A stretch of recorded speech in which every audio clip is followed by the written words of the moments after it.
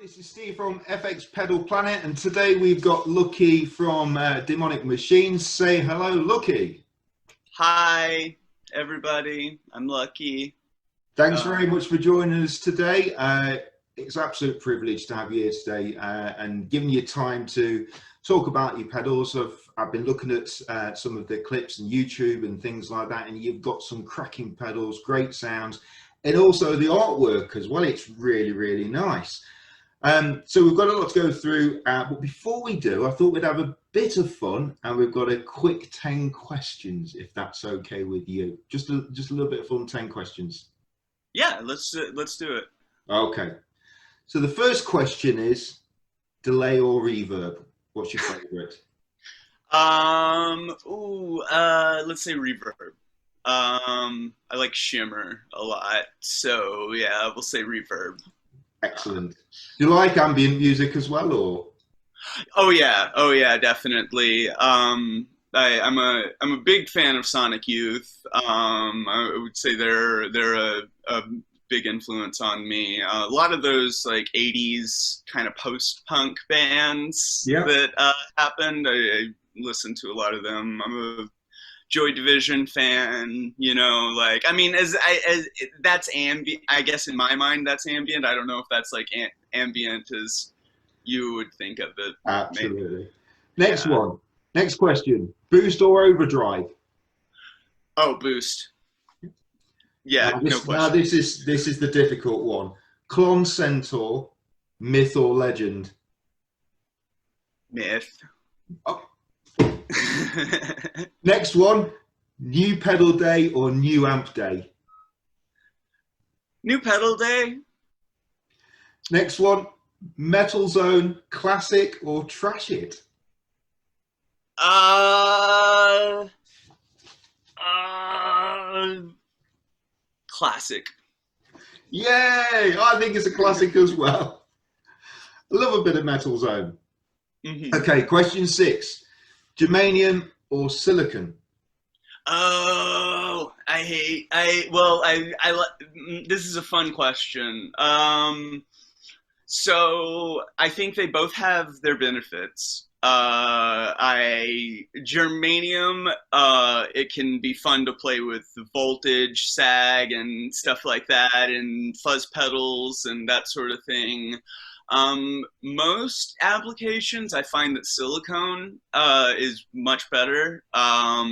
I have built myself some germanium pedals. I've built a couple for friends, but I really, a lot of times, I feel like people will throw the word germanium in as an attempt to appeal to the vintage crowd and that sort of thing. So let's say silicone. Oh, yeah. Yay!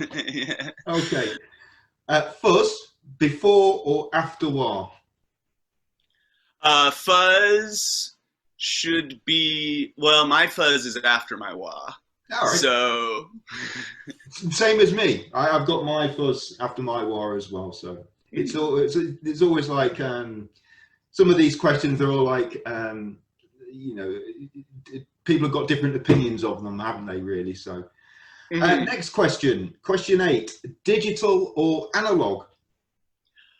um, well, depends on I mean, digital. I think digital gets a bad rap now, especially from the vintage crowd. I'm not gonna pick on the vintage people this whole interview, I promise. But like, especially from like the vintage crowd, you get the. There was a great meme I saw where people were saying, it was someone talking about like how something sounds cold and soulless, even though this company has spent millions of dollars developing it, and like all of this, but then some random person can solder together some resistors and stuff and stick it in a box and sell it on Reverb, and they're like, oh yeah, this is that boutique tone. And so I would say digital, just because of the possibilities. Analog is more fun to build, though. Yeah, absolutely. Yeah. Next one, just two more to do. Next one is true bypass or buffered. They both have their uses. I have a switchable buffer on in my pedal board. So when I'm using my fuzz, I turn my buffer off. And I just kind of like try to let my natural guitar signal as much as it can, because it is running through my wah, which is true bypass. So they both have their uses. I would say that true bypass is, again, it's a buzzword. I mean, it does have a meaning, but you say true bypass, and they're like, oh, you don't, no buffer, messing up your signal, you know. But they both serve their purpose. Excellent. Yeah. Yep, excellent. That last one before we start on with the nitty gritty of the interview. Question 10. Chorus or flanger? What's your favorite? Oh, I just took my chorus off of my board and replaced it with a Univibe. So I guess I would. Flange is weird. Flange is weird. Then I love weird. I think weird is really like at the center of everything I like. So you'll go for flanger then, yeah? Oh yeah. Excellent. Well, I think you've done really well. Some good answers there. Thank you. So all right. Well, look, we'll get started with the main crux of the interview, and we'll go right back to the very start of when you're younger and sort of listening to music. And you've already mentioned your punk influences and some of the bands you used to like to. So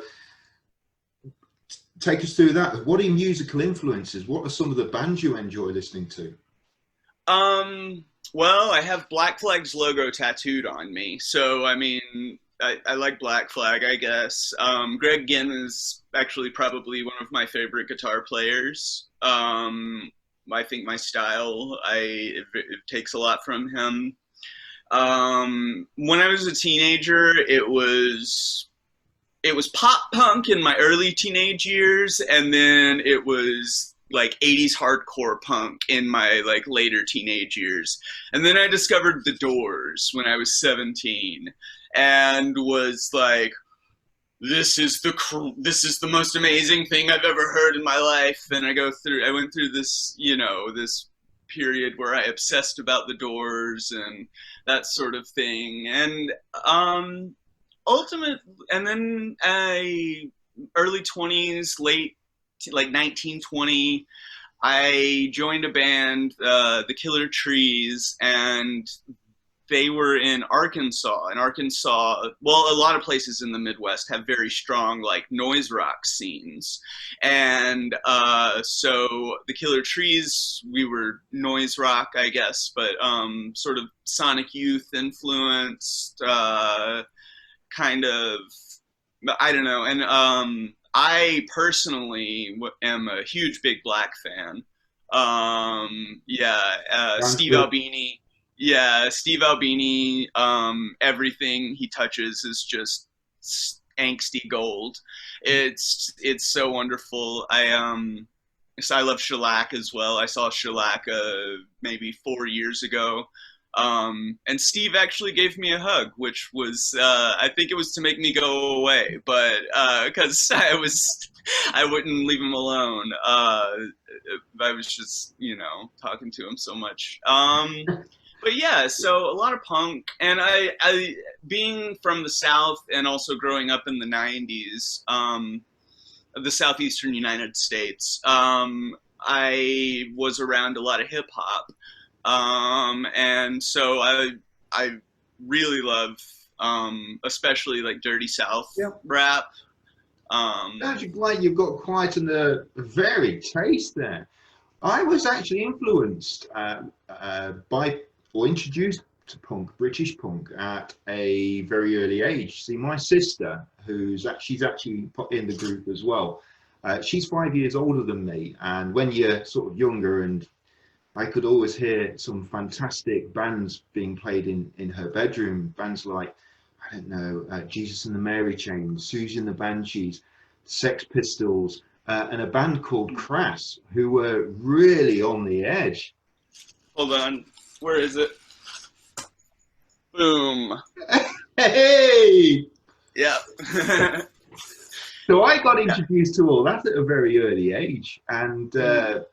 you know, so I mean, I was influenced by people. My mum and dad were listening to Queen, so I was listening to those, and I got all these sounds coming in from my sister and influences, and fantastic music. Hmm. Usually, when I mention the Crass, nobody knows who they are. So, You gotta, I mean, you got a dirt punk here, so like, yeah, you know. excellent. um, yeah. That's really good. So, what guitar effects were you into as a youngster, or what sort of guitar effects do you like? Um, when I was younger, I honestly didn't use guitar effects. I mean, being a punk, you know, my whole thing was turn everything up to 10, you know, and then play it as fast as you can. And so I didn't really use effects. I guess it was when I was in the Killer Trees, so when I was 19, 18, 19, 20, somewhere around that area, I got a Digitech bass synth wah. I was the bass player in the band. And I loved it because it was just weird and like I could make my bass do these sounds that like weren't bass sounds, and that was everything like that. I was, you're gonna plug this box in and just make it louder? What? No, like make it go, you know, like so I had that for a very short period. Someone stole it from me. Yeah. So, and Oh, then, huh? oh, that's a bummer if they nicked Yeah. it. Did you ever get it back? No, I actually, like, I think I know who it was, but I was never able to confirm that they stole it from me. Well, now And you're making the pedals now, aren't you? So, yeah, I mean, I've got plenty of cool pedals now and whatever. But yeah, so what was the first guitar effect you actually ever owned? oh, it was that synth wah. Oh, And then, synthwave, sorry. yeah, and then after that was I moved back to Alabama from Arkansas after I left the Killer Trees, and I went into this music store, and I had just come up on some money, and I was, you know, rock and roll was all that mattered to me. And I go into this music shop, and it's, you know, the Behringer vintage distortion that's like a very obvious Big Muff clone. I bought that and a graphic equalizer, and both by Behringer. All you And need. yeah, I mean, it was great. I put the EQ after the fuzz and was able to just, I mean, it was like I could mold that sound. And for a while, I just sort of did Behringer effects. And then I blew up my distortion on accident because I plugged in a 24-volt adapter that I thought was my 9-volt adapter. So I had to get a new distortion, and I was like, "Oh, I am tired of these cheap plastic enclosures," and you know, and that's not to shit on Behringer or anything like that. Sorry, I don't know if I'm allowed to curse on here. It's I'll. fine. Just be yourself. Just be Okay, yourself. all right. But yeah, so I did my research. I found this website called Equipboard, and it's just sort of like where you can find like what gear artists you like use, and they've got a gear recommender. And what you do is you put in artists you like, and then you type in what you're looking for, and then they'll be like, well, this is what these artists you like use. And number one for distortion out of the artists I was interested in was the Proco Rat.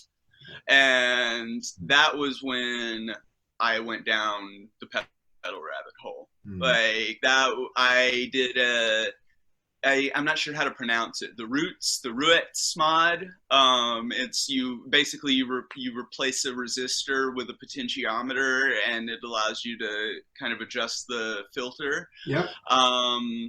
And I was just kind of doing research after that. I stumbled onto the JHS show, and it was the video about pedal myths, and he said something to the effect of like pedals are just made out of parts. You know, anybody can take those parts and put them together and give you a pedal that's the same as, you know, you can, if you know exactly how a Klon's built, you can build a Klon, you know, provided you have that those kind of skills and everything. And I like soldering skills and stuff. Soldering is a lot harder than I thought it would be, like when I first started. So, and I was like, huh, he's right. You know, you can just make stuff. You can just make this stuff. And so kind of what my takeaway from that was that I should learn how to build guitar pedals. Right? You know, Josh has done so much for the industry, hasn't he? And influencing people, and his whole company ethos is so laid back. You know, he promotes Boss, he promotes Keeley, he quite openly does it. He's not fussed about it at all, and it's such a refreshing way to promote a business, don't you think? Oh yeah, absolutely. I mean, I love his show, and I think it's funny. I learned something on nearly every episode. I mean, I think, yeah, he's real like supportive of like other companies, you know. I feel like he's. Go ahead. I think, Lucky, as well, as we were talking earlier on about young up and coming builders like yourself, and everybody's been there, and Josh has been there. You know, he started off modding pedals and stuff. Everybody started off, you know, making a few units. Crikey, I'm going to have a go at making a fuzz face soon, so who knows where that might go. And you know what, it's not a bad thing to have those kind of aspirations and hopes that one day that you might get to wherever it may be that you want to get, as long as you're happy doing it. That's the main thing, isn't it? Yeah. Absolutely. Go ahead. So are you self-taught, or have you had any formal education other than sort of the JHS stuff, or? Not for pedals. I do have a master's degree, but it's in writing. So I was thinking more on the electronics front, but you know. Yeah, no, I totally self-taught. I've used like General Guitar Gadgets. I've gone on their Mod Kits DIY. They've got some really simple. Mod Kits DIY is actually really great. They have these kits, and they more or less sort of walk you through these different mechanisms that cause different effects to happen with each of their kits, and they get progressively more difficult to build. It's all like terminal mount, point-to-point kind of stuff. And so I started out like sort of doing some of their circuits, and then I don't remember what the initial. Oh, how did I learn? Yeah, how did I learn? Yeah, self-taught, and eventually I was like, well, I got to learn like the standards, right? Like the tube screamer, and yeah, I should learn to build a tube screamer and the fuzz face, and you know, I've built a fixed wah. I would like to, I mean, but the enclosures are so expensive, you know, I just don't even know if it's worth it would be worth it for me to build a wah when everyone else can get a crybaby, you know? Yeah. Well, I think to be honest, there's a lot of, I did a quick poll in the group, I think yesterday, and talking about what drives people to buy pedals, and people were favouring small independent builders like yourself than the top brands. So I think if you actually bought, you know, created a fixed unit wah pedal, I think people would buy it because it's from yourself. It's just unique. I think people like that uniqueness, and they like to know that people like yourself have made it. Yeah, yeah, and I mean I totally. I do appreciate that there are more people out there that want to support support small builders, because I mean I know that I'm personally, you know, like sometimes I will want an effect on my board, and like there's right there's the boutique version that's $300, right? Or there's like the MXR that's like 80 or 90, and you know, and just by being poor, it's very difficult to support boutique builders as much as I would like to support like the smaller sort of. I mean, I guess JHS, I feel like they've lost their boutique status at this point just because they're so big. But you know, like I mean, these small operations like Dwarf Craft or like right Debbie Ever Effects. I like to see people supporting them. Yeah, me too. Typically, yeah, yeah. Me too. Me too. So, when did you decide to set up Demonic Machines then, and where did the name come from? It's a fantastic name. Where did it Thank come you. from? So as I mentioned earlier, I'm from the southeastern United States, which I don't know if you know what any of our regions we are called or anything, but it's part of a region that's informally known as the Bible Belt. So everyone's very like Christianity. There's a church on every corner, basically, you know, like, I mean, everyone wants to put the 10 Commandments in front of the courthouse, that sort of thing. And my mom was in a, Christian cult that was even extreme by Bible Belt standards. And she would talk about demons and like say things like Stephen King's demonic, or like I don't like that cartoon, it seems demonic, or you know, just really benign stuff. But it seemed like everything I liked was demonic, and so I embraced that. I was like, okay, I am creating these monsters that you stick in your signal chain, right, to do all kinds of Great idea. Yeah. Great idea. But it's nice to know when you get to talk to the builders like yourself, you get to find these things out, and it's, you know, I was wondering today, I thought,